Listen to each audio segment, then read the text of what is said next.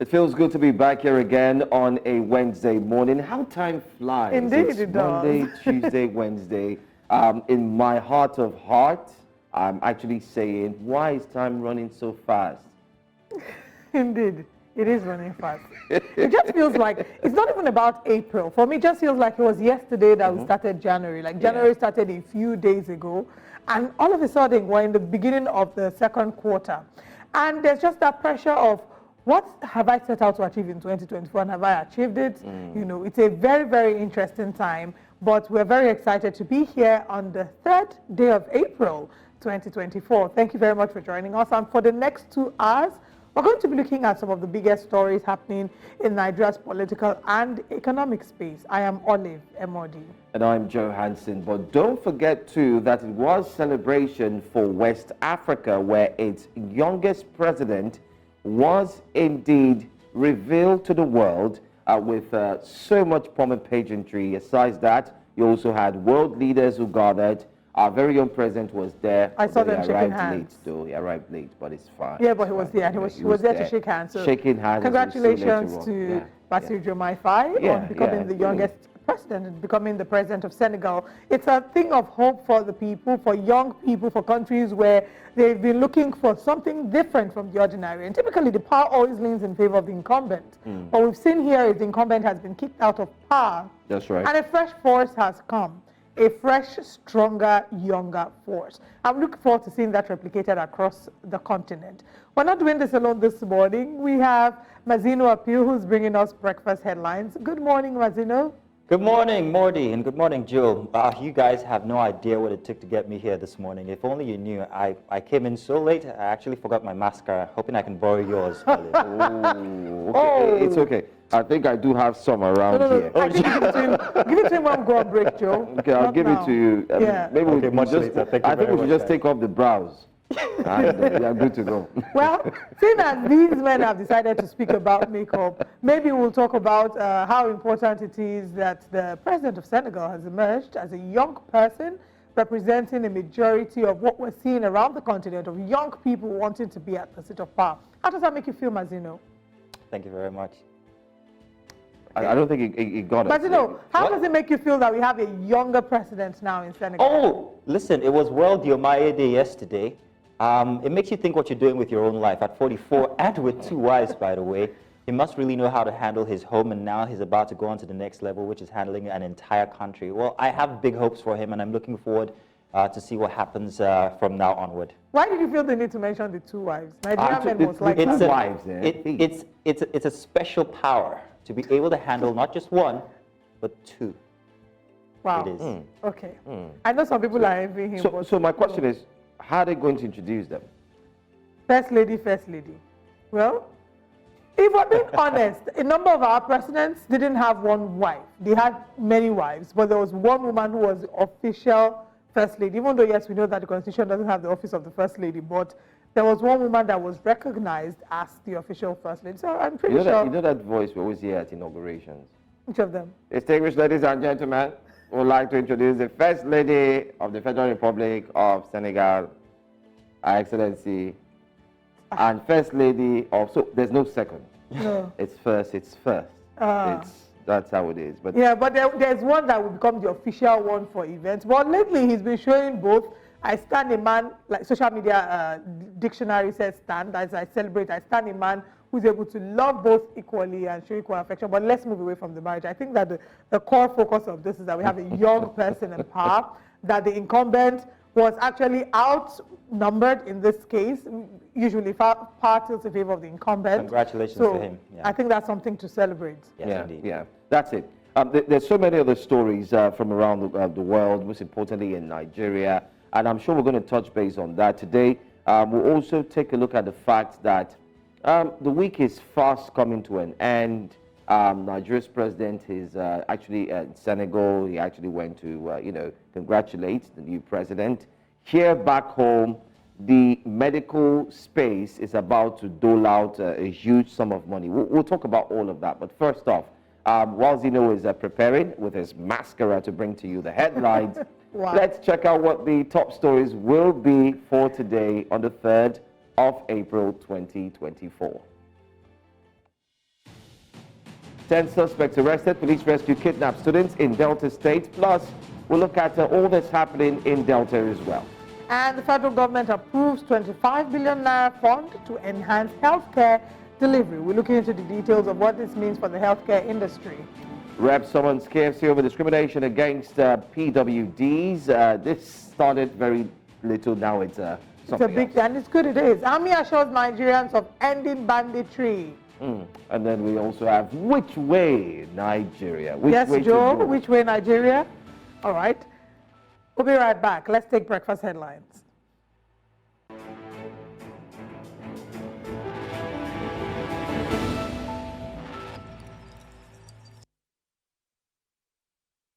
And you're welcome. The headlines now. Now, the Urobo Progress Union has demanded unconditional release of the OVA of Iwu Kingdom, His Royal Majesty Clement Ikolo Urukwe, the first by the Nigerian Army over his alleged involvement in the killing of 17 soldiers in Okwama community, Delta State, South Nigeria, on the 17th of March 2021.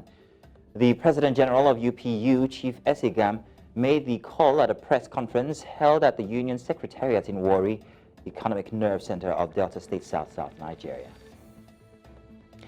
The Private Telecommunications and Communications Senior Staff Association of Nigeria has declared an indefinite strike effective midnight on Thursday, April 4.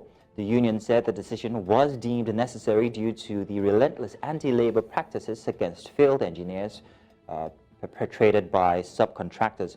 The union's demands include immediate recognition of employees' fundamental rights to association, acknowledgement of the union as the negotiating body for workers' welfare, and proper remittance of members' dues.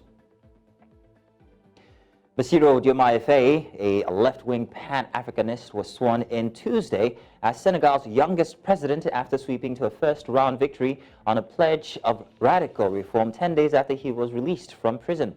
The 44-year-old has never before held an elected office, but several African leaders attended the ceremony in the new town of Diomyandio, near the capital Dakar.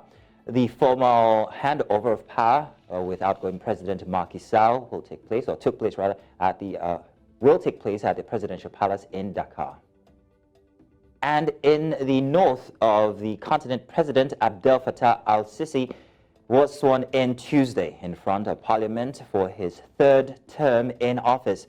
According to reports, President Sisi solemnly pledged to uphold the constitution of the country in the premises of the new parliament located east of Cairo. With over a decade in power, President Sisi's re-election with a sweeping 89.6% of the votes solidifies his position as a key figure in Egypt's political landscape. And South Africa's former President Jacob Zuma on Tuesday filed an appeal against a decision by electoral officials barring him from running in general elections as political tensions mount ahead of the May polls. The Electoral Commission last week excluded the 81-year-old politician who is campaigning for a new opposition party over a 2021 contempt of court conviction.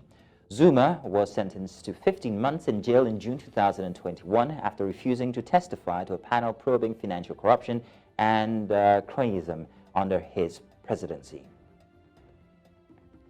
In East Africa now, Human Rights Watch say Tuesday there was an urgent need to pursue the remaining leaders of the 1994 genocide in Rwanda 5 days before commemorations began, marking the 30th anniversary instigated by the Hutu extremist regime in Rwanda at the time.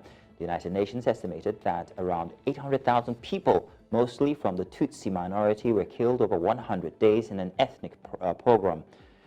He said it was in a statement that a significant number of individuals responsible for the genocide have since been brought to justice.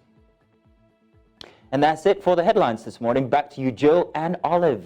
Thank you very much, Mazino, for bringing us the breakfast headlines. So many stories to look at there. I would say congratulations to Egypt on the re-election of Abdel Fattah el-Sisi for his third term, but I don't know that Egyptians feel that way.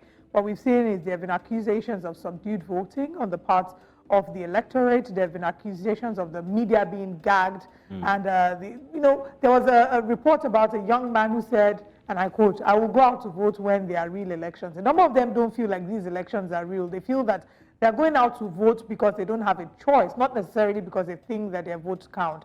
And I'm highlighting this vis-a-vis what we saw in Senegal, where the election was largely peaceful, free, fair, and a younger person has come into power. So this is just to say, for those countries on the continent that are still yearning for real elections and elections to actually reflect the will of the people, to not give up, and that one day the truth will prevail. Oh, absolutely, Marty. You said it all. We all look forward to it, rather, Senegal, for what happened over the weekend. And as it is with African elections or African presidencies, and African leaders that like to cling to power, that want to stay third term, fourth term, and those who think that being president is their inheritance. They want to be leaders in perpetuity because they believe that no other person can do a better job than them. Which is why we're all claiming Senegalese currently. It's so sad. And when they become leaders, they get to a certain age where they can no longer disseminate information, they can no longer hear, they can't even walk anymore. And possibly, I don't know if I should say this on national TV, they end up, far around. Some of them should just retire and be with their grandchildren. You know, there's a certain dream you have for your life. You work in your younger days, and when the night has come, you retire. You know, and just like Thanos, you know how I've forgotten the Avengers. I think it's Avengers, one of the Marvel series. Thanos had this drink. He felt like, man, I've worked hard, and he said, now I can watch the sun. The sun rise. Captain America, and it's very interesting to see how you made that connection there. But it's true, like your poetic lines are starting. I see where you get your. You've worked hard. It's plenty. You've worked hard. Now sit back, relax, and watch the good job you've done. In the same breath, you've worked hard as a young person. You've served in office. When you get to a certain age, and this is not ageism in any I want to remind you something, Olive, that actually I thought you were talking about Captain America, but that was actually Thanos. Thanos. And he tried to kill everybody. Yes, but this one, I'm not saying they should try to kill everybody, but Thanos on the line, try to kill. Thanos had been working hard, and after working, he now went to sit down and enjoy the fruit of his labor. Can African presidents, a number of them, please go and enjoy the fruit of their labor? Okay. Food for thought. Food for thought. Thank you so much for that inspiration. Thank you, guys. This morning. Thank you, Mazzino. We look forward to see you again at 9 a.m. All right, man. Thank you. Great. It's Breakfast Central on News Central. You can join the conversation. We are bright, we are early, and most importantly, we are raring to go because the stories are indeed set. And guess what? We have our guest in the house. We'll go for a break. We'll be right back with the top stories. Stay with us. Pro-Transparency Group, the Network Against Corruption and Trafficking Initiative, has called on President Bola Tinubu to prevail on the House of Representatives Committee on Public Petitions to commence investigation into petitions of corrupt embezzlement by officials in 5 government agencies. The network, while listing the agencies to newsmen in Abuja, says that some officials in the Office of the Solicitor General of the Federation, the National Defense College, the Niger Delta Development Commission, the Nigeria Nuclear Regulatory Commission, and the National Emergency Management Agency have questions to answer. Amadine Uyi brings us more on this report. With Nigeria currently facing severe economic challenges, many believe corruption in public service should be blamed for the current state of the nation. While the call has been made by several pro-transparency groups on citizens to join the war against corruption, Pro-Transparency Group, the Network Against Corruption and Trafficking Initiative, says that it has uncovered several financial infractions performed by several and past government officials. Our mission today is to draw the attention of the public to our recent efforts to curb corruption in our beloved country, Nigeria. We have intercepted several financial infractions committed by persons in public office. These infractions include money laundering, massive corruption, gross abuse of public office, owning and running of private companies while in office, and false asset declarations. We have facts and figures. They are allegations, though, until proven otherwise by a court of competent jurisdiction. But our duty is to expose this thing. Let the anti-corruption agencies take it. Representatives of NACAT say these officials have betrayed the trust of the public and should be thoroughly investigated. These people owe us stewardship report. They are not serving themselves. They are serving Nigerian people, And Nigerian people are entitled to know how they are being governed, But unfortunately, when they find themselves in the position of power, they arrogate power to themselves. They are calling on President Bola Tinubu to prevail on the National Assembly to also contribute to the war against corruption by inviting the suspects to give account of their stewardship.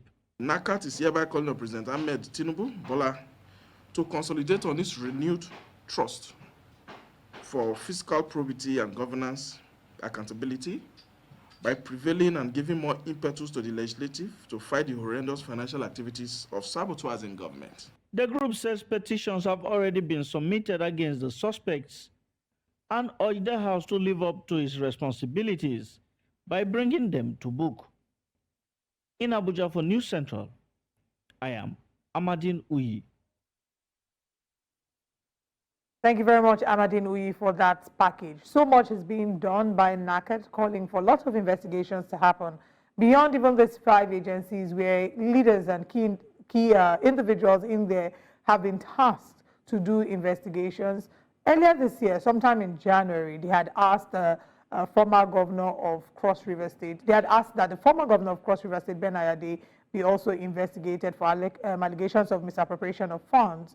So there have been investigations that are being done, investigations that are being called for, and we're hoping that these are not just some that are swept under the carpet and looked on as, not a big deal, that actually the books are being turned and whatever needs to be found out is found out, and the trust can be restored to the people of Nigeria. We want to be able to look at our country and say that indeed our country is not one that is corrupt. We want to be able to check our rating on the corruption index on via Transparency International and see that we're making progress. So well done to NACAT for being able to, constantly help to hold to account the government, to be able to ensure that corruption is something that we fight against. It's one of the things that plagues us. Unfortunately, has given us a bad name outside Nigeria. But we want to say that that is not the brush we want to see that the whole country is painted with. We want to see that Nigeria can indeed live up to its name as the giant of Africa. That's right. It's a lot of conversation we've seen a lot of conversation around this. War against corruption is one thing that Nigerians want to hold very dear to their hearts. If you recall, during the elections, the pre-elections, and most importantly, the post-elections, I think one of the level ground for a playing field, if you put it that way, for politicians pre-election, is the fact that corruption stands to be one of the number one on the top of the list of the agenda, where each presidential aspirant will say, we are going to fight corruption. We are going to do this with corruption. Sadly, the last administration didn't see a lot of corruption being fought. It seemed like a dog who could bark, but of course couldn't bite, because Nigerians were expecting that corruption would be at the forefront as promised. But unfortunately, that did not happen. Besides that, the current EFCC, of course, under the leadership of a brand new leader, seems to be talking tough. But then again, we've seen that no one has been apprehended, nor no one has been locked up because of stolen funds. But rather, it seems like it's more talk, less action. Even though we did hear that the statements that this particular EFCC will be quite different from what every other person has seen. Nigerians are still waiting to see how the possibility would indeed come to fruition. Would it be possible to see a new EFCC that would take it by the hand and the bull by the horn? Well, don't forget that Olu Koyade himself had said that while he was taking that job, he was coming in to clean and cleanse the system. Yes. Possibility? We do not know if that will happen. And it's very important, even this administration, a number of the things that they have promised with the renewed hope agenda, and even being able to disperse, to be able to carry out its duties. When you ask them, one of the things they'll complain about the most is the fight against corruption. They say that corruption is fighting back. So whilst we hold the government to account, I think that even we as citizens have a role to play. The role that we have to play is in our little circles. The role that we have to play will be also to be able to, not just to hold the government to account, but also to hold each other to account in our offices, in our organizations. What is the role that you play in fighting corruption? I think that that's something to think about and let that be some food for thought. Well, you're right. Well, let's see what the chairman of the EFCC, Ola Olukayode would actually do, because just yesterday he had said that nobody will be spared. Everyone who is involved in corruption, financial crimes, name them, will be brought to the book. But then again, let's leave that story now. Let's take you to some very, very good news and tell you that the State Police Command says its operatives have rescued the 9 students, even though some say it was 10. So we do have a disparity with the number, but of course we'll get clarity this morning. The students who were actually abducted along the east-west road in Niger Delta State. Now, the students were said to have been kidnapped by a group of unknown gunmen on Friday along the Aveni axis of the east-west road in Ughelli North local government area of Delta State. Meanwhile, the Delta State as well has come under fire for the recent incidents that saw the death of 17 military personnel killed in Okwama on March 14, 2024, and were buried at the National Military Cemetery, Abuja, on Wednesday. Of course, you do recall just a few weeks back. The tragic incidents has led to calls for strong intervention from the president. Also, oil theft seems to be a major challenge in the South-South. Well, this morning, joining us to review the recent challenges Delta State is facing is the Executive Assistant on Orientation and Communications to the Governor of Delta State. We do have Dr. Fred Ogenesive Latimo. I hope I got that Ogenesive. Yeah, Ogenesive. That's actually the surname. Correct. So Latimo. Latimo is the middle name. Okay. So Dr. Fred Latimo Ogenesive. Thank you. Thank you so much for being here. Thank you very much for joining us. It's good to have you. First off, how's your trip to Lagos been like? All right, good. I've been in Lagos for a while. I'm the only one in Delta. My family are actually in Lagos. Oh. So I came, one, for the Easter celebration. I see. And two, to also find time to join guys like you. Interesting. To talk about national issues. Very good. So let's get on with it. Let's talk about the national issues right away. I think the right place to start off first is with the recent, the good news. The kidnapped students. We do hear 9, we do hear 10. Is there any confirmation on the actual number of the students? The issue of kidnapping is in the domain of the security agencies. And if we are going to talk about the actual figures, we must go along with the statement by the State Police Command, which says 9. And so maybe in the course of future releases, we'll get to know whether they are more than 9 or not. But as of today, the figure is 9. Okay, great. So that clarifies that 9 of them, 9 were actually kidnapped, okay? Because and then the State Police Command, PPRO, Daffy, in a statement yesterday, he said 9. So I want us to stay with 9. Okay, fine.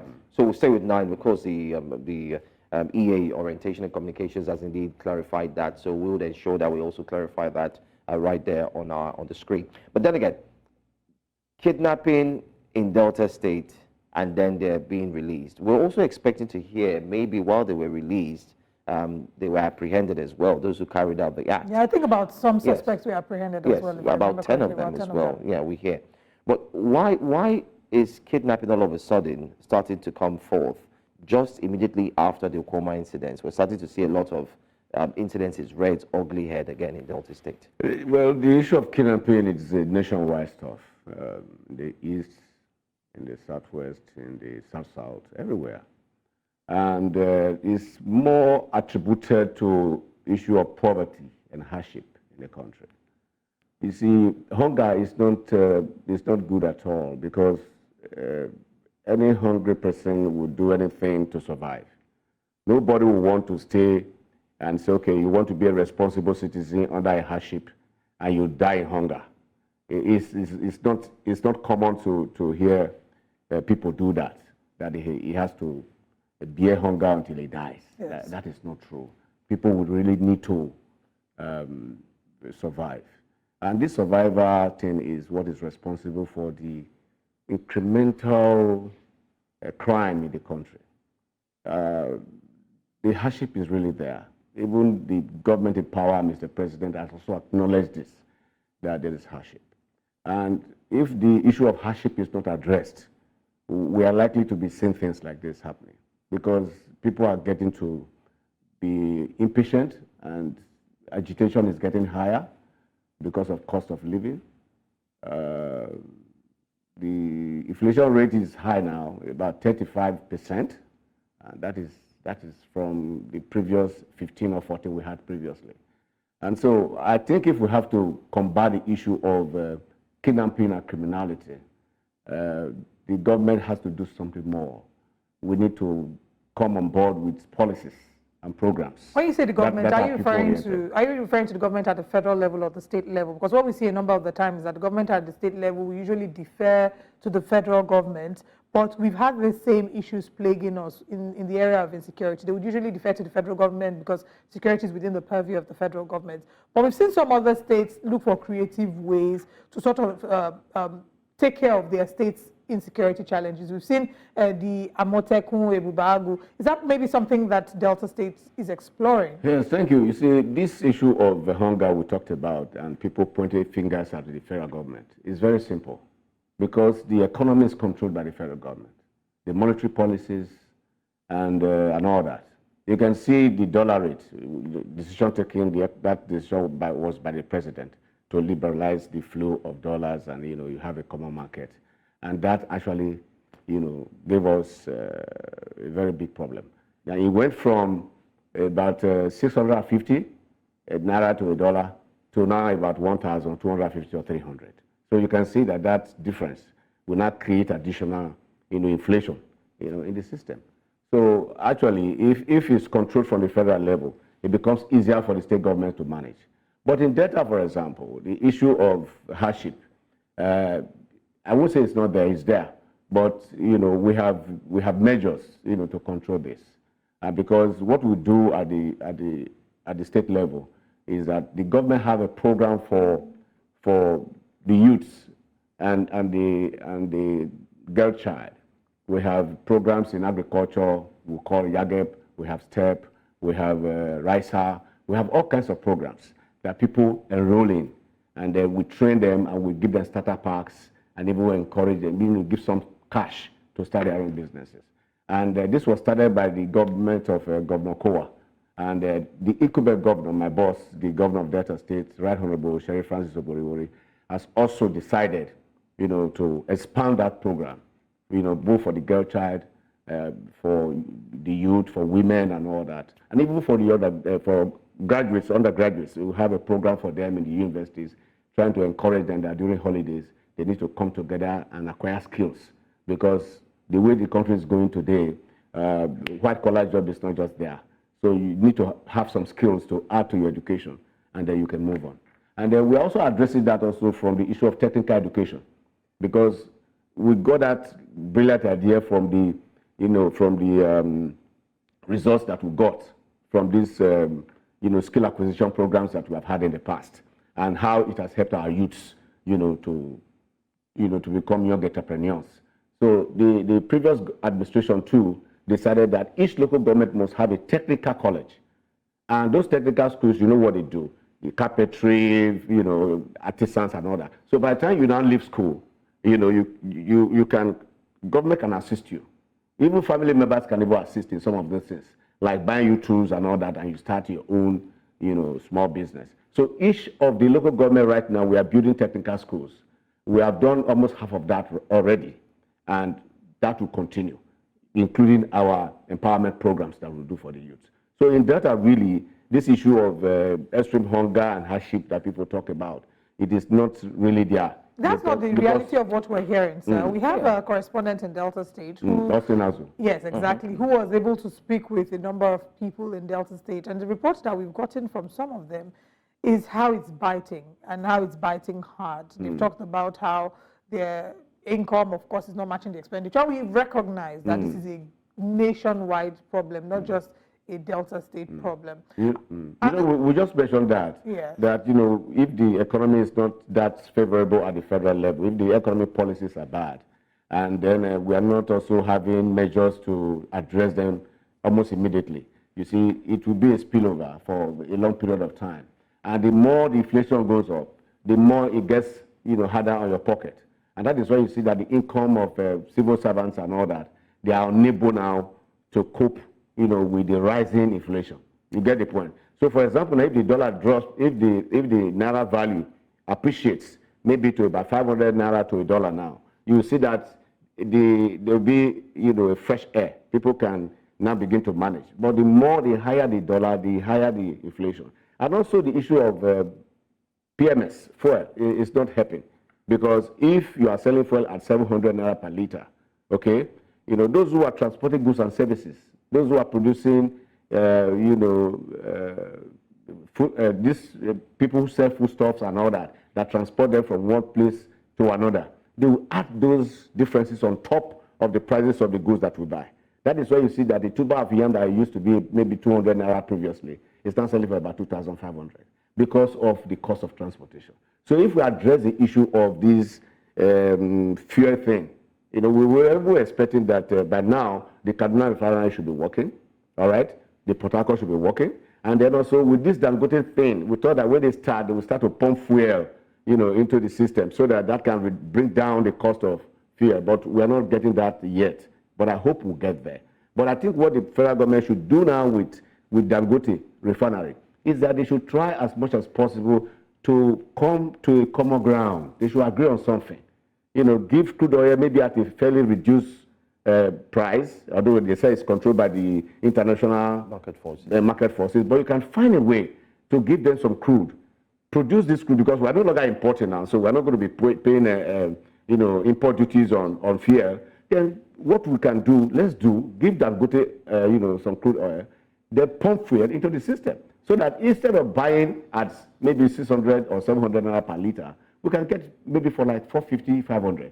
That can also help to address the issue of inflation. Anyway, I'm sure the government, the federal government, is looking into that. It also shows that some of the policies is equally affecting Delta State as it is, and I mean, you said it here, with which we can also allude to the fact that the governor of Delta State, yourself and every other member, is also feeling the heat of ensuring that they take care of and the governor also at the time, introduced measures to cushion the effect, especially for civil servants. And for about 3 months or so, we're paying civil servants 10,000 naira monthly to augment their transportation. And that really helped a lot, and they appreciated it. And also, we try to see how some, categories of workers don't come to work every day. Delta and some other states will also adopted that system, which is also very good. Instead of you pay transport to work for about five days in a week, you can come 2 times or 3 times, depending on your categories of persons, and that is still ongoing in Delta. All right. So those are some of the measures to make sure that your take-home pay is not completely consumed by this inflation that we have. All right, let's review the happenings in Delta now. We've looked at the kidnapping. We've gotten clarity. The students are hale and hearty. We've talked about the numbers sticking to 9, 10 suspects being arrested. Let's go to one of the biggest stories coming out from Delta State, which has driven a lot of conversation, the Okwama and, of course, Okolaba and the killings. We've not really gotten the true picture of what went down, what happened. One of the stories we've seen, especially with our man who's there, you have the people saying it was the soldiers who started first. There's a story. I'm trying to give you all the different stories we've heard. The soldiers came first, they wreaked havoc, and then there was a reprisal attack. Another story says they came to rescue someone who was a relative of someone in the government. Another one says they came, it's all about oil bunkering, they wanted to protect their own territory. What's the true story, if you can share with us? Well, the true story from the government angle is that the Okwama issue in February was addressed. The Special Advisor on Peace and Conflict Resolution, Chief Uzo, and his team, and even the SSG, Secretary of the State Government, Dr. Emu, they were on top of this issue, and it was resolved in February. And there was this peace agreement between these two communities that they will live in peace together.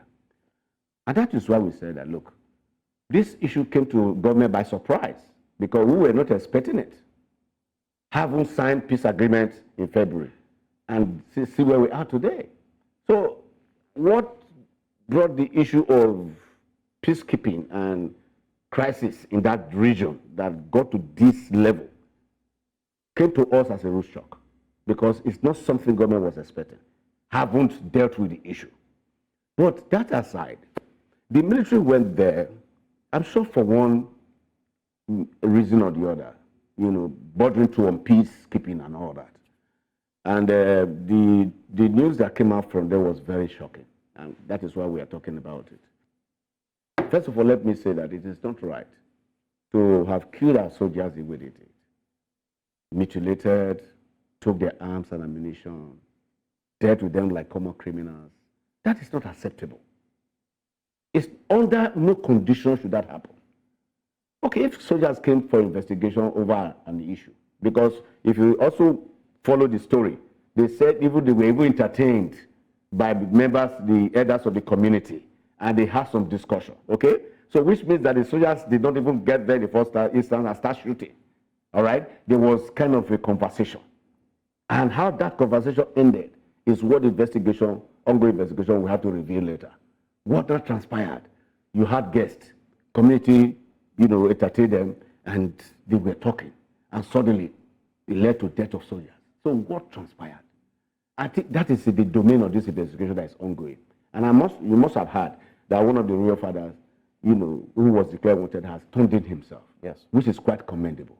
And at the end of this whole investigation, we'll be able to know exactly what transpired. Who's carrying out the investigation? Because it would, I don't know if it comes out as fair if the army is conducting an investigation in a matter in which it has an interest. There's going to be some conflict of interest. So do we have an idea yet if the army is the one conducting an investigation, or if there's an independent arm or independent body that has been set up to carry out this investigation?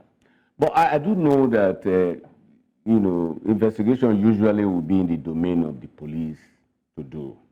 But in matters of military, where when we now talk about arms and ammunition of the armed forces of the military missing in action, and then there are senior officers killed in that manner, I think the first thing that the military want to do is to make sure, like they have said, is to get the ammunitions back, okay?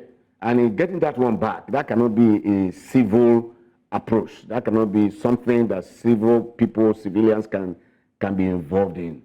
The only way you can involve civilians at that level is the community leaders on how, you can, track some of those people who were behind the scene and then try to see if they can get some of these ammunitions. But but for me, I think this investigation is going to take two phases.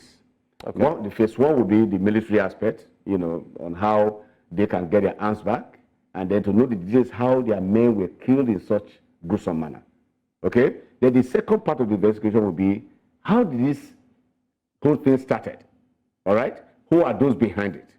How we can get them to come and face justice. In facing justice, that will not be the responsibility of the army, because the army does not prosecute. So it is the police that will now, and the DSS and other agencies that will now go into that, get those people, and then they will face the course of the law. But for now, I think what the military is trying to do is to try and see how they can get their arms and ammunition, and then track down those who actually kill their men, and then probably hand them over to the police for prosecution. Well, that's a bit concerning, because a party should not be a judge in its own cause. Yes. And what that would mean is that we're giving the army the opportunity to be judge and jury in its own cause, whilst they're not sort of saying who is wrong, or they're not bringing judgment, but they're investigating. Yeah, you are very correct. You are very correct. But don't forget too that the head of the armed forces and the commander-in-chief is the president. All right? So let's avert our mind to that. That whatever the army is doing today, they have the instruction and they have the permission of the commander-in-chief of the armed forces. Without his permission, without his consent, they can't do what they're doing. So if we're looking at the military now, we should not be looking at military as per the chief of defense staff, chief of army staff, and all the brigade commanders. We should be looking at the commander-in-chief of the armed forces. And with his powers, he can even say today, say, okay, military, hand over this investigation to the police. And they will obey. I'm hoping that they do. And they will obey. If you get my point, they will obey immediately. That the commander-in-chief have said this investigation should leave the army to the police. Once the commander-in-chief does that, it's so. But the way it is now today, and the army is investigating, and Mr. President is watching, it means that they are working together in consonance, and this direction or directive may have come from Mr. President. All right.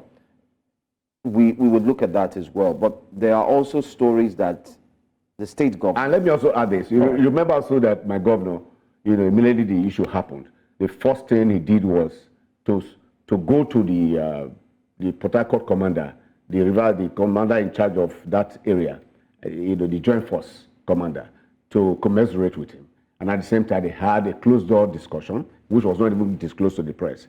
I'm sure Austin Azu must have told you that when they got there that day, the governor did not talk to the press because of the weight of what they discussed. And the next thing he did, the next day, was with Mr. President. And he also had the conversation with Mr. President. And those conversations, I think, is for the resolution of this same matter, okay? How we can find these culprits and how we can get those arms and ammunition of the military that were taken away, and how we can resolve this matter between the military and the civilians so that the soldiers in Okwama, they can now withdraw and they will restore peace and tranquility, to that community. I'm sorry to butt in now, but I just want to quickly refer to something you've said about the response of Governor Sheriff Oboroweri.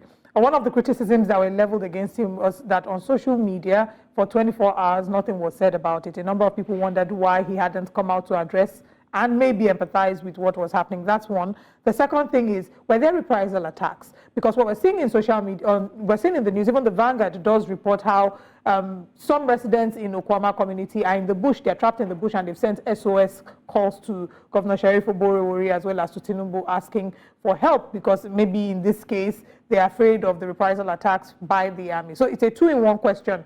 The reaction of Governor Sheriff Oboroweri in the first 24 hours, especially on social media, as well as what is being said regarding them being trapped in their communities.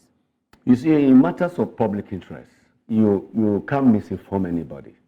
It is important that you must get the facts ready before you now begin to talk. And that is the nature of person that the governor is. It's not that, he says something when he's sure of it. And when a matter of this magnitude happens, you just can't be talking to the social media. First of all, you have to be in touch, get intelligence report, and then hear from the key people that matters, all right, before you start talking. So for him to just come on social media like that, it would have been nice. When he wanted to say something, he said it through the Honorable Commissioner for Information, Dr. Mike Osoza, saying that, we should maintain calm and that he's already on top of the matter. And he's actually on top of the matter. Okay. Even after that, for you not to hear today now that the soldiers are killing more people in Okwama, shows that the governor is working. And he's working behind the scene. And when he addressed, the press call at the Aso Rock Villa in the presidency, what he said is that, no, some of these things, we can't discuss them in the public. That security matters is not every detail that you bring to the public domain, which is very correct. And so because this matter is a core security issue, you don't expect the governor to be speaking every day, all right? Now he can be working behind the scene. But some would say at least we should be getting updates at least weekly. For instance, now you do have the fleeing villagers who are shouting and calling for SOS, that they are stuck in the bushes. I can assure you that the governor is on top of it. Okay, and also, can you clarify to us that the governor has been allowed to go into that community? Because with all the stories, what we hear is that he has not gained access into where that incident took place. That would be done at the appropriate time. So he hasn't been there I've told yet. you that, look, maybe you don't even know the magnitude of what happened. For civilians to kill lieutenant colonels, major, We do know. It's a very, very, very serious matter. Don't just take it. It's not a small matter at all. If it has happened in the US, it's the same thing. You can't take that. So it must go. The process must be systematic. All right. It must be systematic. It must be reasonable. I mean, you must make the army understand that, look, you really sympathize with them. All right? They have lost their men. They are dead, they are angry, they are not happy. You cannot be going there the next day to say, I want you to live here. No. So we're not saying he should leave. We're just saying, has he been able to visit the site? We did hear that he tried going. That is what I'm saying. He didn't get governor access. going there. Governor going to that domain will come at the appropriate time. Is it that he doesn't want to go, or he has been prevented from going? And I'm asking nobody can prevent the governor. Because I'm seeing an article that was on the Vanguard on the 1st of April 2024. It's by a lawyer called Oseya, Nigerian lawyer Frank Oseya. He says it's wrong to prevent Oborowori from accessing Okwama, and he condemned the inaccessibility of Okwama community by the Delta State governor. And he spoke with the Vanguard over this incident, saying that the role of the army in the aftermath of the ugly incident so far leaves a stale taste in the buds. And even talking further, that if you look at the article... My dear, yes, that article could have come from anywhere. I mean, that's what we have here. That's what we have for me, nobody can prevent the governor of Delta State from entering any community in Delta. So why he's the chief security officer of the state. Just give me some time. He's the chief security officer of the state. And we have what they call the State Security Council in the government house. All the leaders of the armed forces, they come. DSS, Army, Navy, Air Force, whatever. All right? So they meet regularly. They interact on a regular basis. And you remember when the monarch of Ewu turned himself, His Royal Majesty Clement Ekulu, when he turned himself, you saw the way it went. The police commissioner was there, the army chief was there in commanding the Asaba area, and the government officials were there. They all escorted him to the airport. That kind of arrangement came from the governor. That couldn't have been an ordinary arrangement. All right, that's why I tell you that the governor is working behind the scene. He's not used to saying things that will just suit people. He likes getting results. Take, for example, how these 9 students were recovered, were rescued within 24 hours. All right? But the governor did not say anything. But you can see his action. You can see what he's doing behind the scene for those people to have been gotten. It took the governor's personal intervention. You get the point? Yeah. And don't forget also that the governor was also, during the Uduaghan administration, he was the special advisor on land security in Delta. So he knows the terrain.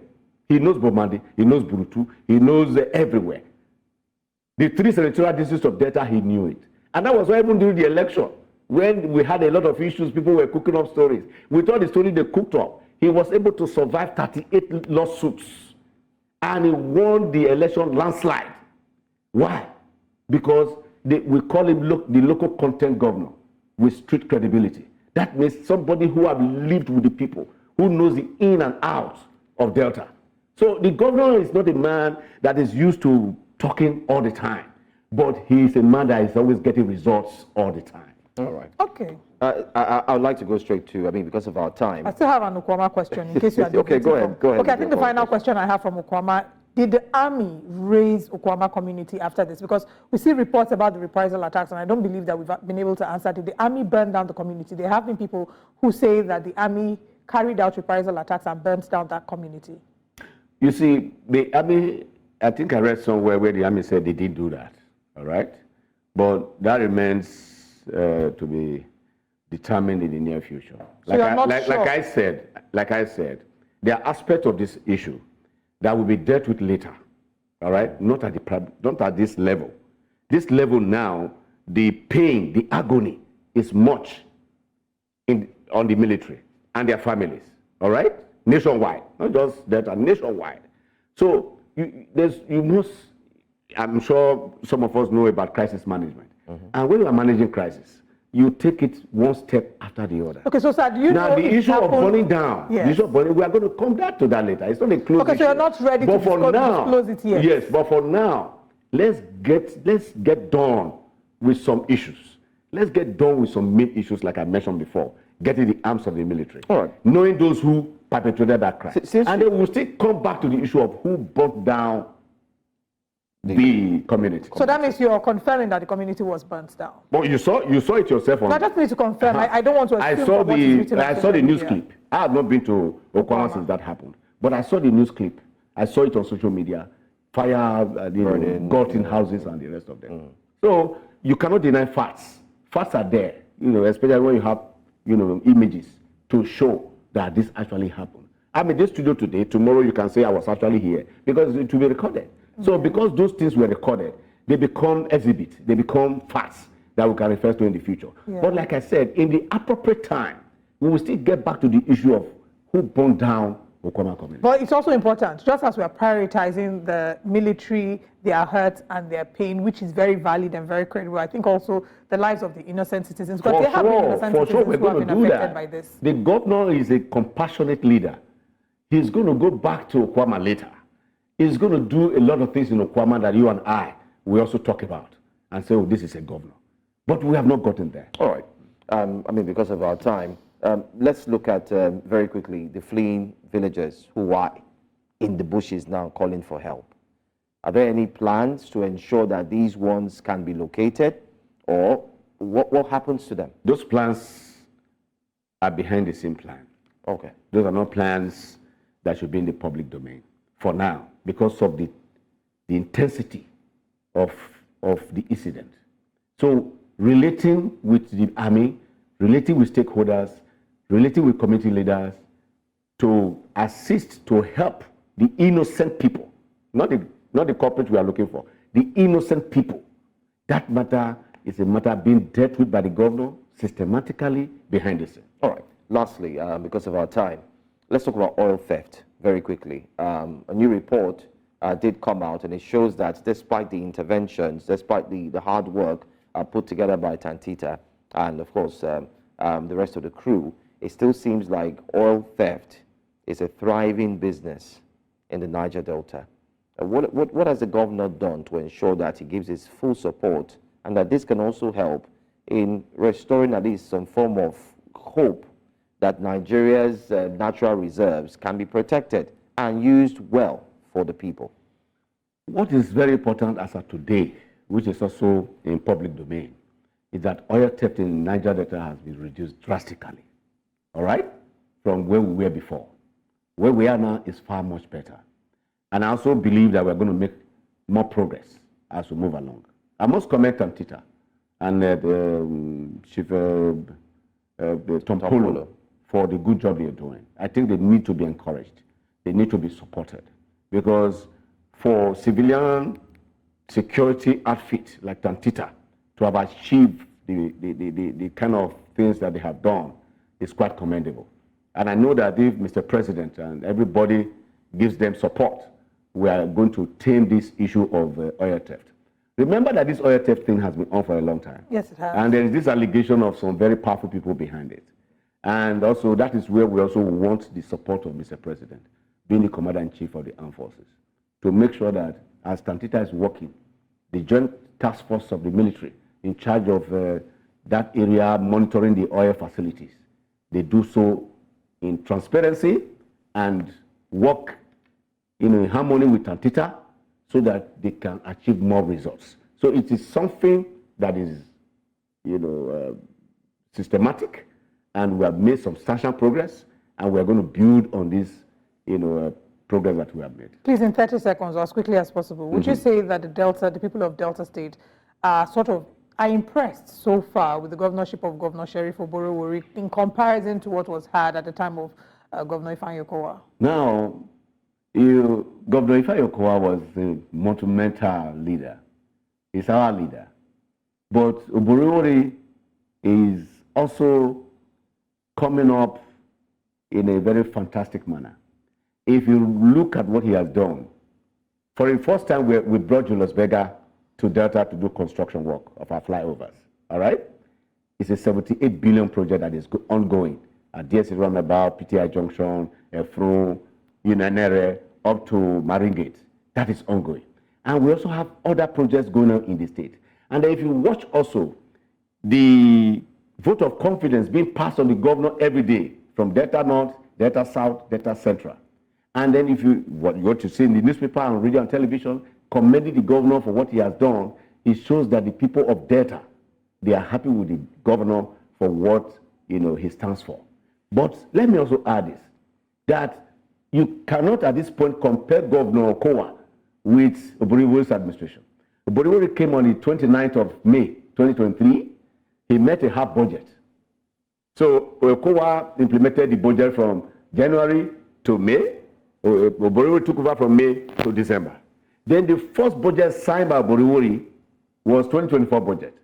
And this is the 4th month of the year, all right? We just started implementing that budget. So in terms of performance now, you cannot use 1 year budget that is not even implemented yet with an 8-year administration. So before we now start to compare Kowa with Boriwori, we should be saying, okay, Boriwori has spent 6 years in the I saddle. agree with you. All right? And then you cannot begin to see I agree with the you. difference. But would you say that they are pleased so far? What? Would you say that the citizens are pleased? Oh, fantastic. Okay. This is very, very pleased. We will go into Delta State Very, and very confirm pleased. what you've said. Boriwori is a fantastic leader, I must tell you. And we hope that you'll grant us another interview because you've unearthed a different angle to the conversation that we'd like to explore, looking at the budget implementation, what he met on ground, what the challenges are. Good. And also we'd like to follow up with the Okwama community because I'm sure that there are people who feel that there are a number of people who feel that they haven't been prioritized, that the military has been prioritized over civilians. That's the energy that we've gotten from some of the citizens in Delta State. So we hope that we can have you again to shed more light and clarity on that. I will come anytime. Right. And Azu is always in contact. Right. I've known Azu for quite a long time. Great. So we work Very we good. work together. Very So good. anytime you want me, Azu will always tell me. No problem. Thank you. Thank you so much for Thank you joining very much us. for joining We've us. had the executive assistant on orientation and communications who's been here with us discussing that Dr. Fred Latimer Ogenesibe here on Breakfast Central. We'll go for a break. When we come back after this break, the front pages will be next. So stay with us. Welcome back to Breakfast Central. It's time for us to look through the papers. We've seen what the front pages are saying. And remember, this point is where we open the phone lines and we have you call. So if you'd like to share your thoughts on any of the stories that we're going to take in this morning, please call the numbers on your TV screen. Now, delving deeper into the front page stories, we'll be having joining us our guest analyst, Sheson Okwade. It's always a delight to have you. Good morning. I don't know if Sheson is aging backward. I don't know. Every time he comes, I'm like, Everyone is enjoying this I almost want to say, who is this economic beneficiary? So I'm like, oh, okay, I just need.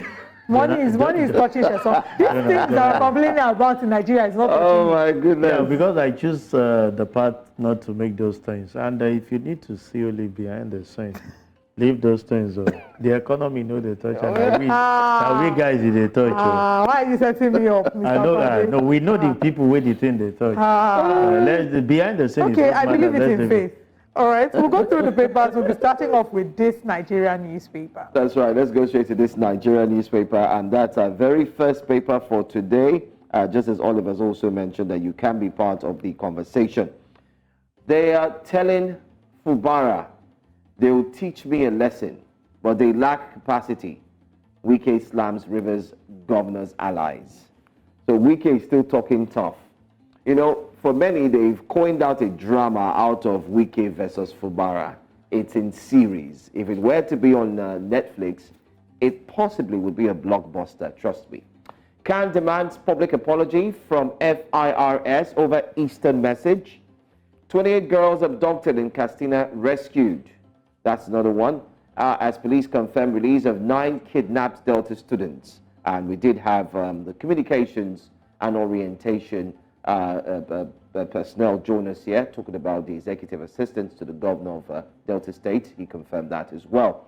Tinubu approves FCT's 1.1 trillion naira 2024 statutory budget. FCTA also there. It says FCTA recovers over 100 hectares of land. JAM uncovers 1,665 fake A-level results during DE registration. Wow.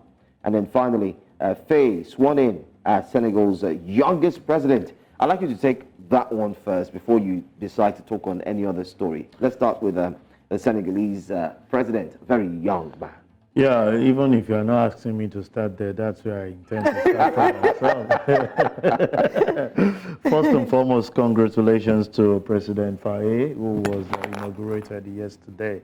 I want to wish him the very best. We saw our own president and some other presidents of nations at the inauguration program. But one thing I want to state categorically is we've been yearning for younger people to actually take charge of leadership, and here we have opportunity. Faye should try everything humanly possible. You see, when you are in opposition, the talk is cheap. But when you get into the business, you might not get it as expected. So I want to see a situation where Faye will look at President Faye will see everything humanly possible within his capacity to bring transformation to Senegal and possibly lift them from where they are, to show that aside having the energy, the intellectual is there, and the link as a younger person is being able to do. We've seen what Macron has done in France, and want to believe that same will be applicable for this. And it's a wake-up call. If he's able to do that, we might start seeing things changing, you know, the dynamics of things changing, because you just need someone to take a step. Even in business, in everything, you will discover that people will no longer look at the templates that brought in fire. The next thing they see is that it's possible, it's workable, whichever way you want to do it, the youth must take the position. So it's a great opportunity for the younger generation to have Faye as the President Faye, as the president of Senegal, and I know he will hit the ground running so that it can be an energizer, a booster to younger generation who are passionate for politics and leadership as of today. I agree with you. I mean, we've seen a similar incidents take place here in Nigeria where, most importantly, we've seen a governor of a state, take for instance Alex Oti, a few things is done and how social media is all of a sudden reacting to it that, oh, okay, so this is possible. This is possible. So, Alex is not a young man. No, I don't mean age. I mean in... Don't bring Alex to our class. We know our class. I know. I'm trying to pinpoint one key statement you made now. Okay. And that statement is when those in power are able to do things that the previous administration or previous presidents or governors could not do, it now puts a clear marker in the faces of the citizens that this is possible. So they don't need to ask questions. Yes, you just hit the ground and say, no, if this person can do it, what's your own excuse? Why is it not achievable? And you see things rolling. But I just decided to extend those things so that we, the younger generation, we know our class, and the other people, we know their class. Great, great. Let's go to another story that we'll find on this Nigeria there, and I'd like you to touch on that very quickly. It's got to do with the fact that we've seen the schoolgirls, the schoolgirls, 28 girls abducted in Katsina rescued.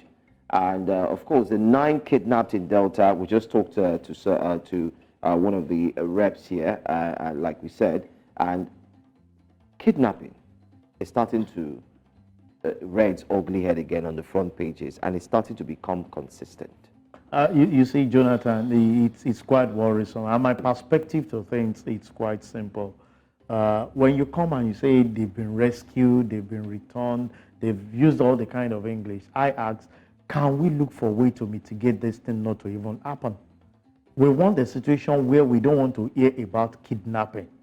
And the only way this can be done is by providing the necessary security and also consequences for those. Most of the time we are hearing that these people are being rescued. From who? We have not heard of one that were caught. Is it that they picked up those people and they dumped them on the road? Can't we have people that we actually be showcased to say, these are the people that are masterminding this act.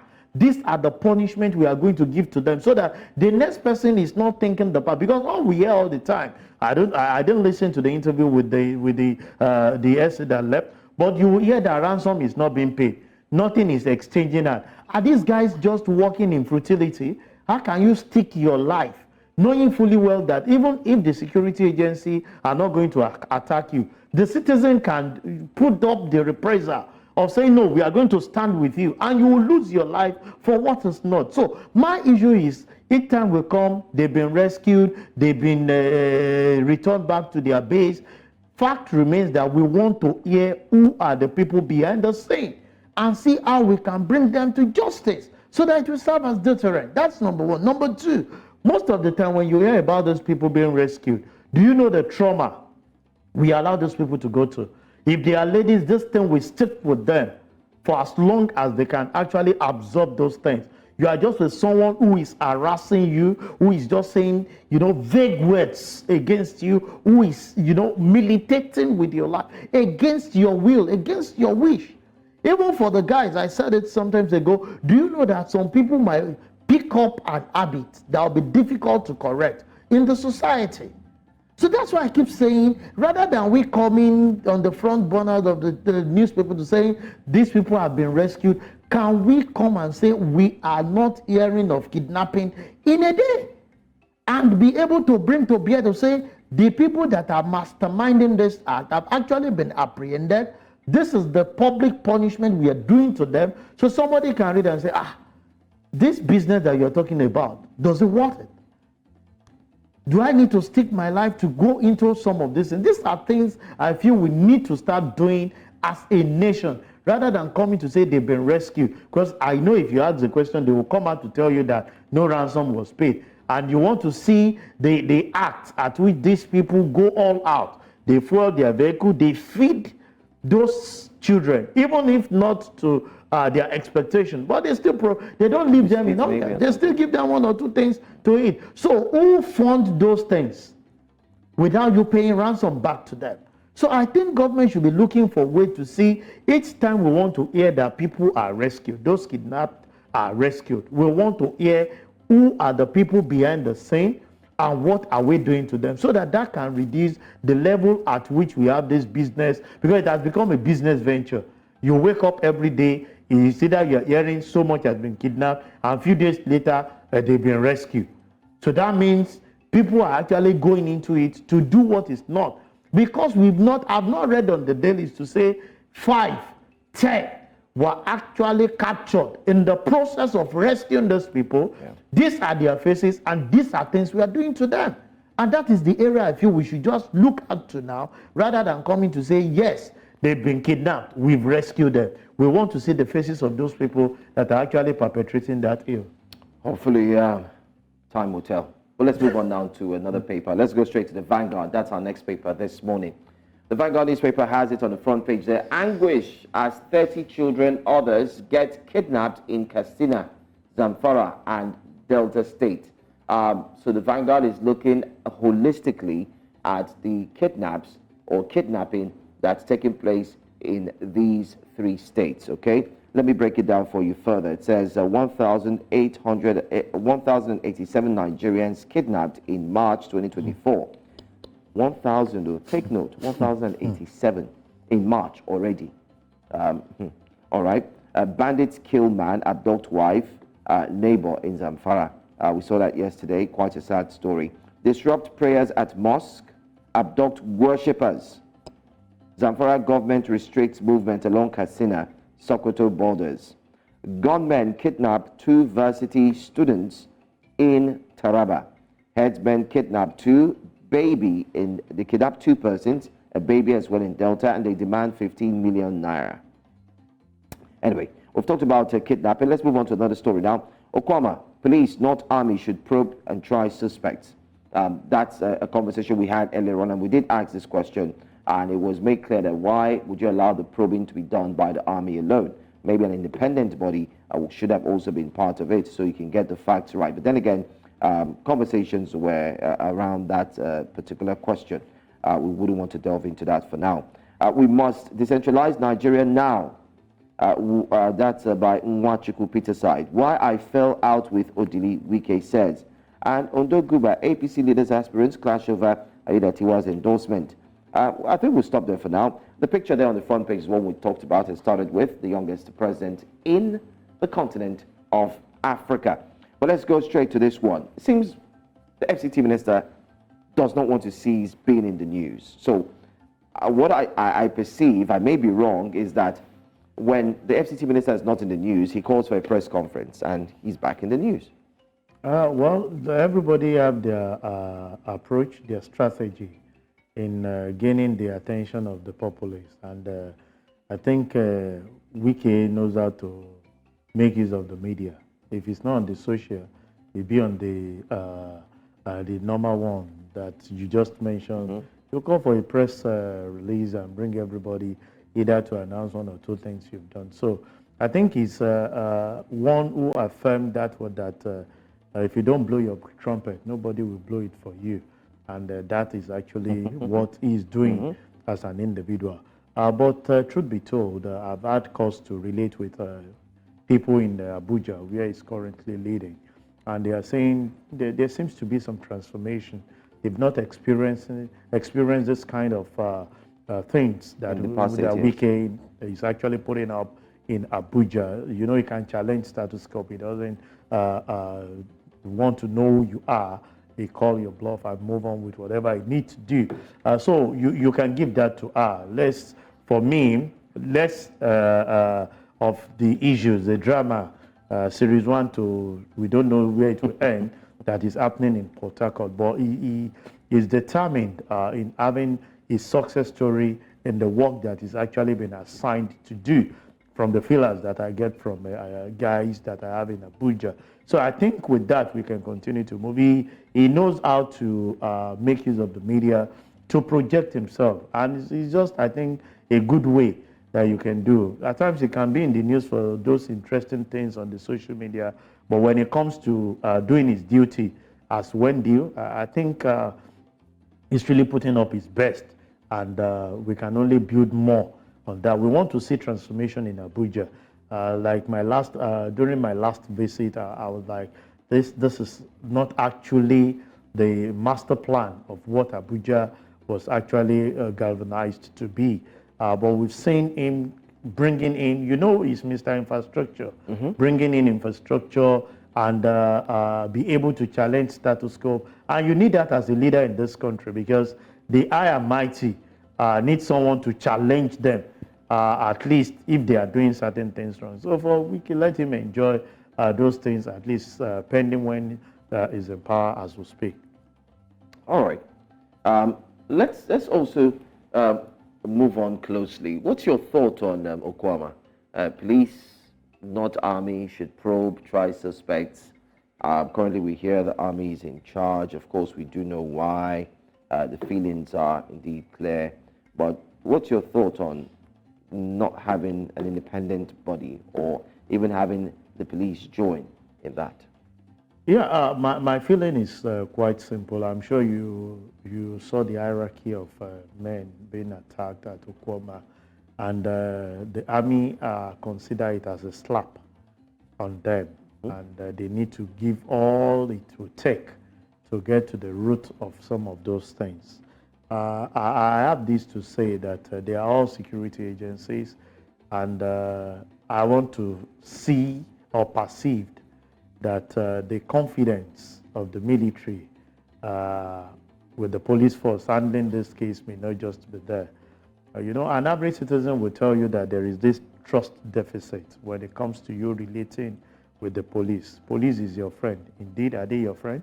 When you get to the station to make some report, is it what the hierarchy are actually telling us, the citizen, that we are getting, or is it a different ball game from those lower cadre people? So I believe is issue of trust on the part of the military to the police, giving them what they feel they would need to do. But I want to say that in issues like this, you stem the tension by having some confidence, you know, even in your fellow security agency to do what is needful. But I will always say that we will get to the end of the matter. When the temperature is high, expect anything to happen. But you always try as much as possible to put caution, to do the right thing so that you don't set a precedent that you'll not be able to manage in the nearest future.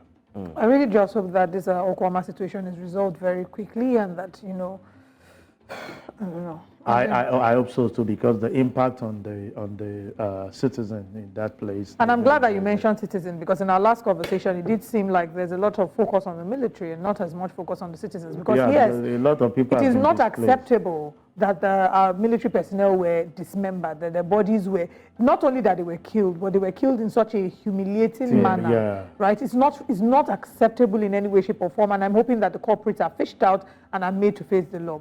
Yeah. Now, that being said, it's also not acceptable that innocent citizens pay for the crime. Imagine that I was a citizen, you know, living in Okwama, and I'm not involved in this. But right now, I'll probably have no home. I'll be in the bush crying for help. As I've been in the bush, economically, you are dead. Because you won't be carrying out any activity. And as we keep saying, that security is very fundamental. It's when an environment is secured that you can talk about prosperity and things to actually move on. So we hope that this will actually be concluded as soon as possible so that people can retire back to their base and carry on their activities as expected. All right. Let's take our last paper for today and let's check out the Daily Trust. Daily Right. Trust. We're going to. On the front page of the Daily Trust, electricity tariff to rise by... Please, let me quickly buy. Let me quickly buy. Let me quickly buy my unit. Let me tell you, buying your unit will not do anything. You know why? It will solve the If you buy problem. your unit and you buy, say, 100,000 worth of units right now, Joe is actually really buying units. Too. As I'm talking to you, he's actually buying units. If you buy your unit and you buy 100,000 worth of power, they're just going to adjust from their end how much consumption is costing. So if you buy 100,000, and I don't know how much that will come to, let's say it comes to, for example, 1,000 units. And let's say typically 1,000 units will last you for a month. You will still have that 1,000 units, but now it will last you for 2 weeks. So if you like, buy 2 million worth of power. No. Let me correct that. Oh, yeah, please Oli. correct it. The issue is if you are buying anything now, it's still at that rate. The only thing is that you are actually postponing the evil day. You were exhausted. No, don't you think that the rate at which we consume, there's a way that it No, should they be? don't have any control over your meter. Okay, so Joe, you might go So ahead if you and buy. buy now and you buy as much as you want, Thank you for the telling only me. issue is that you only be saving the evil day. Because I once had this exhausted. position before the last increment, and someone corrected me and said, no, it doesn't matter. Somebody who There is a wrong perception. Okay. You know, it's my sector. Yeah, oh, so thank you they don't have control over your meter. Oh. Once you buy it, input it. But you know, most of the time, people feel that meters are running faster than necessary, but they don't we don't check what we're using. Imagine you just leaving your car without opening your ignition, and you expect your fuel to be in the same level. Most of the time, people on their apparatus and say, this thing is consuming. If you make use of prepaid, manage your consumption. And I keep telling individual, it has its own impact on the transformer in your area. So you can imagine if all of us were living in our houses and we reduce the load that we have on that transformer because of the consumption. What you're doing is that you're giving longevity to that transformer. Rather than that thing working beyond necessary, it will. But sincerely speaking, I don't understand the position we put this with this 300 hike. What would that mean? That means if you are doing, because what they are actually projecting is for a 68 naira per kilowatt. Are you seeing what they're explaining there? See the riders there. It says unit to hit 200 naira from 68. Yeah. So, so if you are buying, you can imagine if you have 1,000 naira with 68, you can get about 30 something kilowatts, or let's say 20, yeah. Like for 2,000, you can get about 38 kilowatts. So if you're now having the same 2,000, by the time they effect this VNEC, you only be doing 10 kilowatts as against like 38. So if you are doing 100,000 now, and you'll be doing 100,000 after the hike, I think it's coming in a good time that the labor are actually negotiating with the government on minimum wage, because these are factors that you must put in. I cannot just imagine. But we've actually said the government should be looking in other areas of seeing how you can bring in the renewable energy that people are actually investing in. And now they can plow back that energy so that you can divert that and make more money. Sincerely speaking, it's becoming unaffordable. This will tell on the production arm of our economy. Things will definitely go up. We are complaining from the bottle of drinks, dollar. minerals. Yeah, we are complaining that dollar is coming down, but the cost of things are not coming down. This is another aspect that will increase the cost of production. And you cannot imagine, energy cost is not becoming cheaper in any folks. Because electricity is not as if you even have electricity in your house. But the little that you have, you are paying so much. You're paying so much. You can't buy fuel so much. So much. You want to buy Petrol. inverter. So much. They gave me bill some days ago and I almost convulsed. The cost of those things now are just high of the roof. So energy costs takes more than 40% of your operating cost. Oh yeah. As we are here now, it might look negligible, but the fact remains that if there is no supply, there is nothing you can do. So it takes more than even what you can put in as personnel cost because those are the things that will make the personnel to even function. So that's why we keep saying that, can we look for ways? We are talking about, let's remove the subsidy on the power. We've removed on the petrol. You cannot do the two to me simultaneously. Otherwise, it will impact on production and kill businesses the more. So you must leverage on one. If you are removing that of electricity, then let's have it on the other side so that you can cushion the effect of businesses that are actually being operated by those people. With this, if this is actually implemented from what we're expecting NEC to declare this month, that means that businesses will struggle to survive. And I've seen a lot of people that are actually, moving off the grid to see how they can invest in their renewables, to see the best they can make out of it. But government too should just be sensitive to the plight of an average businessman, the woman selling a turkey, chicken. He needs power. If those things are not there, it's going to waste. And if it wastes, you and I are going to pay the price. An average businessman, if something wastes out of it today and is unable to sell it, he's going to factor the cost of the new one that he's bringing in. And you have no option. You just have to buy with the salary that is fixed. Because our salary is fixed, I doubt if any organization is looking towards increasing those things, because the operating cost on the other arm is really impacting on the bottom line. So governments must look, into this critically and see how we can have a relief with this energy cost. Thank you so much. Thank you for being here with us. We've been able to analyze some of the major stories from the front pages. I want to say thank you, as always, for being here, Mr. Sheson. We look forward to having you again next week. And hopefully, we would see that the cost of power has dropped from 300%. It has come down to 50%. The federal government has reviewed it.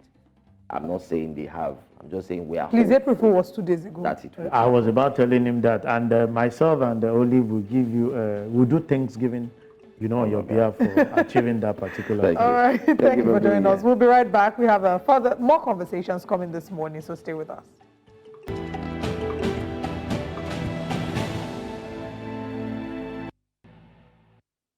Thank you so much for staying with us here on Breakfast Central. The federal government, through the Basic Healthcare Provision Fund, BHCPF, has approved the disbursement of 25 billion naira to the National Primary Healthcare Development Agency, NPHCDA, and the National Health Insurance Authority, NHIA, in a move to strengthen access to primary health services and infrastructure across the country.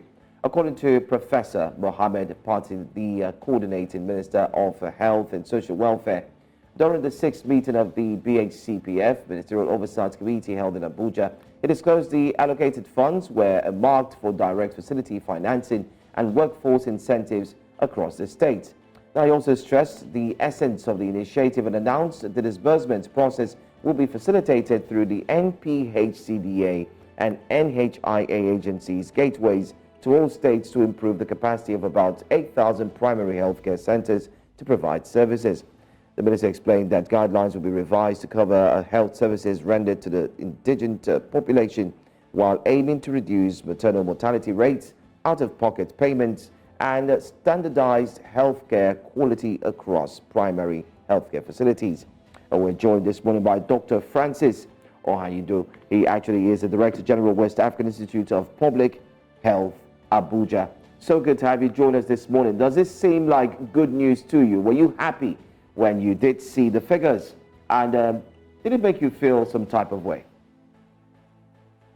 All right, thank you very much. I think it's interesting, and well, let's say kudos to the government for even making the effort, because I know after 2014, when the National Health Act was passed with the inclusion of Basic Healthcare Provision Fund as a component of that, for 2 years, I think the Buhari administration didn't even bother financing it.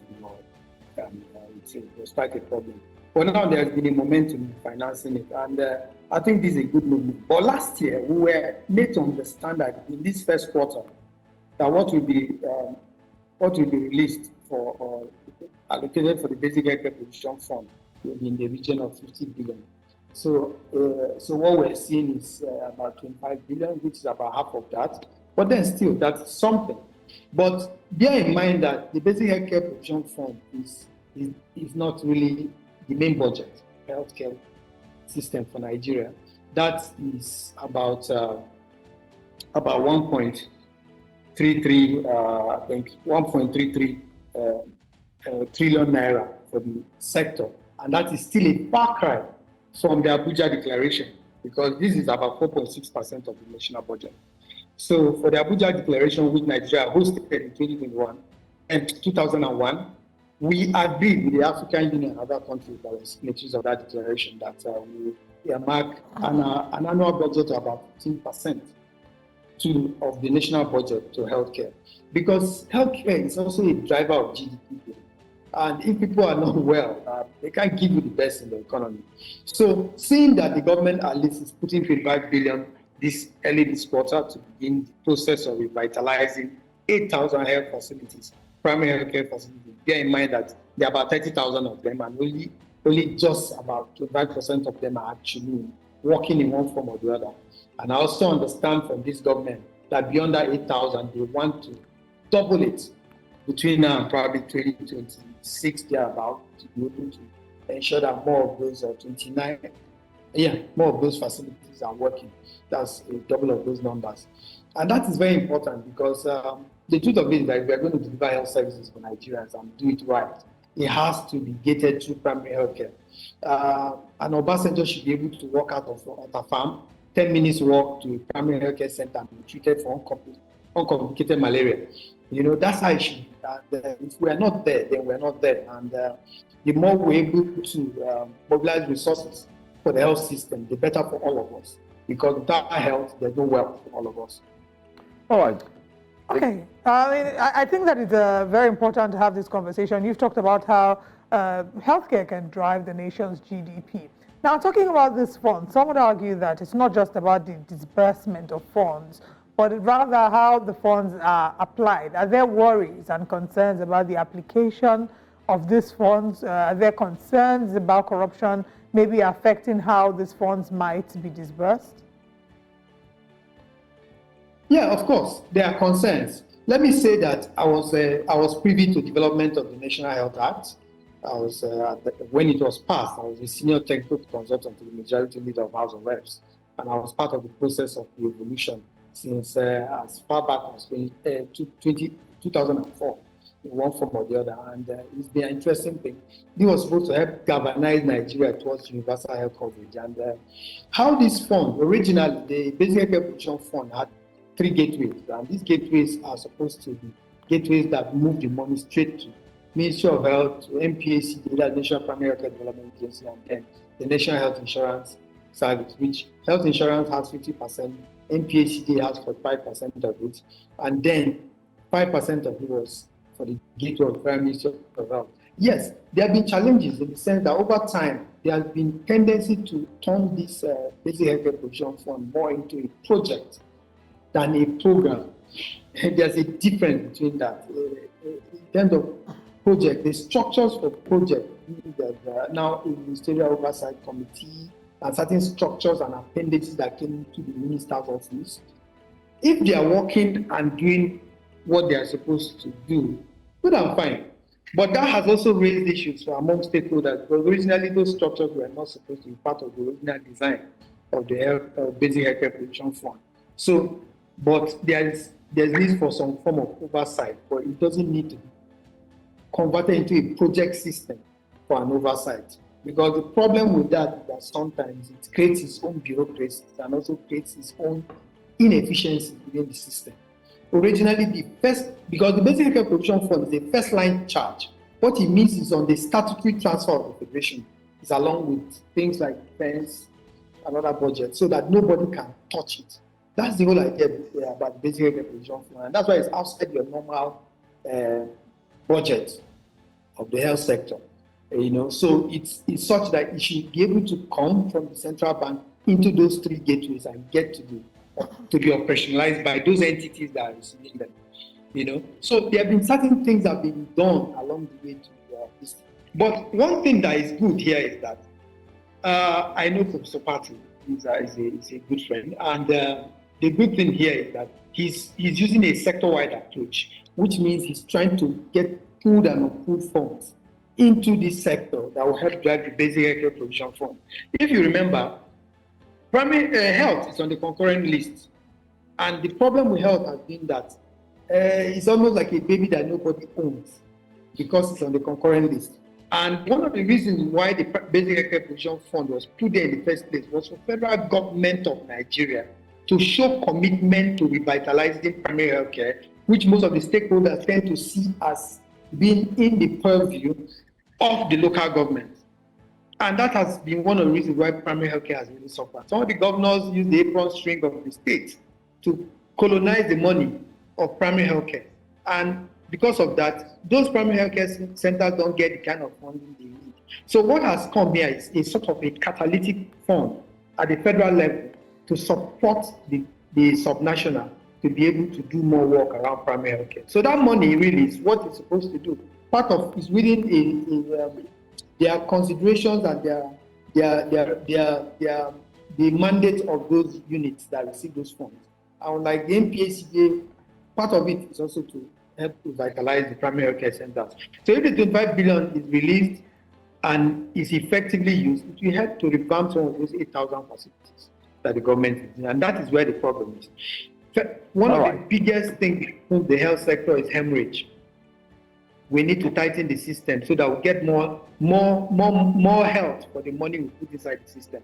Because one of the challenges we've had in the system is that we're not getting the kind of help that we put the humongous amount of money.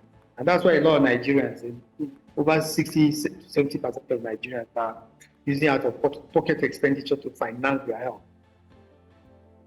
All right. I mean, you've broken it down for us one way or the other, helping us see the benefits as well and what Nigerians stand to gain. But then again, I mean, to just wrap things up very clearly, in the past, we've seen budgets being passed, and while these budgets are being passed, we've also seen allocations being made to the healthcare system. Sadly, as it is, Nigeria's healthcare system is still in no way compared to what we have in other climes or country as well. What is needed to be done to ensure that this 25 billion that's about to be injected will be able to meet the needs, of course, give us international standard medical system or facility or things that would enable Nigerians to benefit from it? Okay, the truth of it is that 25 billion is too late for our health system to be as a galvanizer of primary health system. We need more than that. We need at least for the health budget, which is at 1.33 trillion, we need about 3 times that amount to be able to position our health system. But that said, the health system suffers also the issues of poor accountability in certain areas, and then there's hemorrhages in that system. So that even some of this money that gets into the system don't do the work to get to do.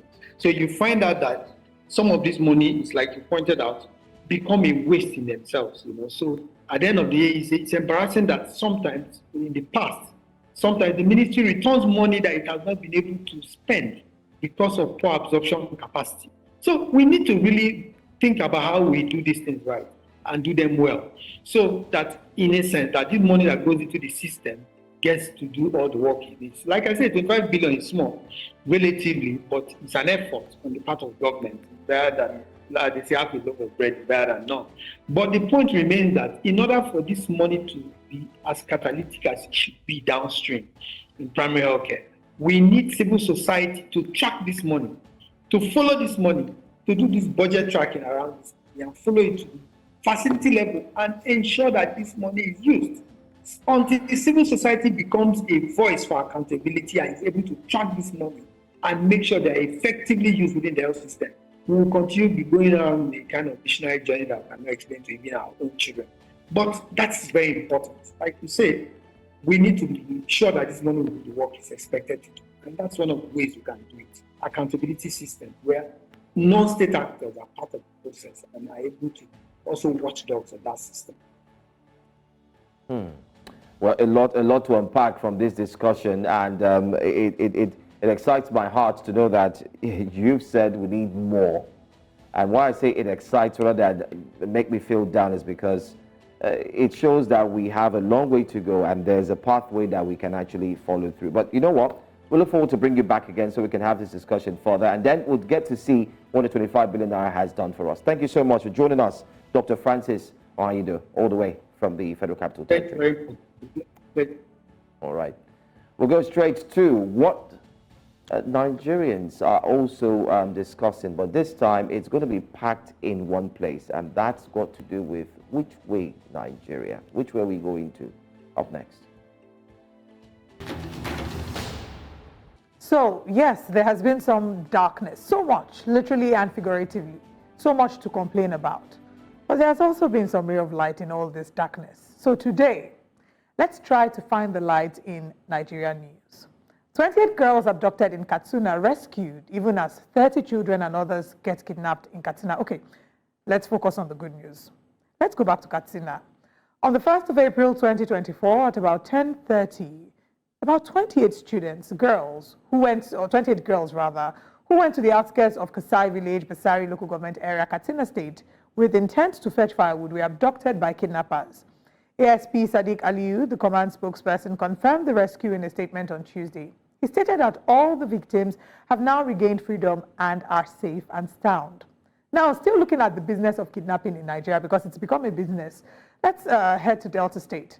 9 kidnapped victims have been rescued by the Joint Task Force in the Niger Delta, and 10 suspects have been arrested. On the 29th of March, gunmen kidnapped 9 students traveling along East-West Road in Ueli, Delta State, South Nigeria. The students were returning from their school in Calabar, Cross River State on Friday night before they were abducted from the minibus they were traveling in. We don't know if ransom was paid, but the good news is that the victims have regained freedom. Kudos to the Joint Task Force, that's the JTF, in the Niger Delta, Operation Delta Safe, for swinging swiftly into action. Now let's talk money. Naira gains 660 naira on $7 billion FX backlog clearance. The naira is, of course, making this impressive rebound from exchanging at the rate of about 1,800 naira to $1 to now between 1,200 and 1,300 naira to $1.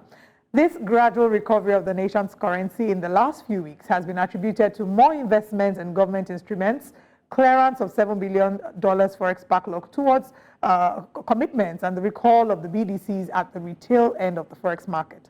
Nigerians desire to see a continuous growth of the naira, and we say kudos to the Central Bank of Nigeria. Finally, on today's good news, we must collectively celebrate the moves made by the CEO of EPIS, Allen Onyema, to provide a highly discounted alternative for Nigerian travelers looking to go from Lagos to London. We're not unaware of the many challenges bedeviling Nigeria's aviation industry.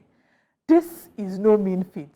As a nation without a national carrier, I mean, they tried the Nigeria Air, but Nigerian Air couldn't remain sustained in the air. What happened to Nigerian Air, and where is Hadi Sirika? Okay, let's come back to the good news. So we say a big congratulations to Allen Onyema. This is a win for Nigeria, and we hope that they get the support they need. There have been reports about unfair treatment, operational hurdles, and internal conspiracies. Let's not frustrate our own. Buying the naira to save the naira isn't just lip service. We must do better. I hope that this is enough good news to keep us afloat. For now, I hope that we have more to share in the coming days. They said that electricity tariff is set to increase by 300% according to the papers today. But I have made up my mind that today is not for complaining. Today is for good news. Good morning, Nigeria.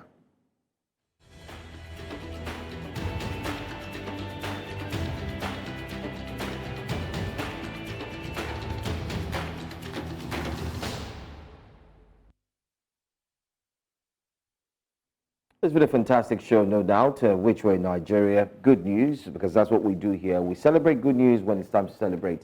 And of course, we talk about the crisis and the troubles bedeviling every single Nigerian. 300% of electricity tariff. I don't even know. I don't want to think about what that means. I think we should have that discussion tomorrow, but we'll let you know.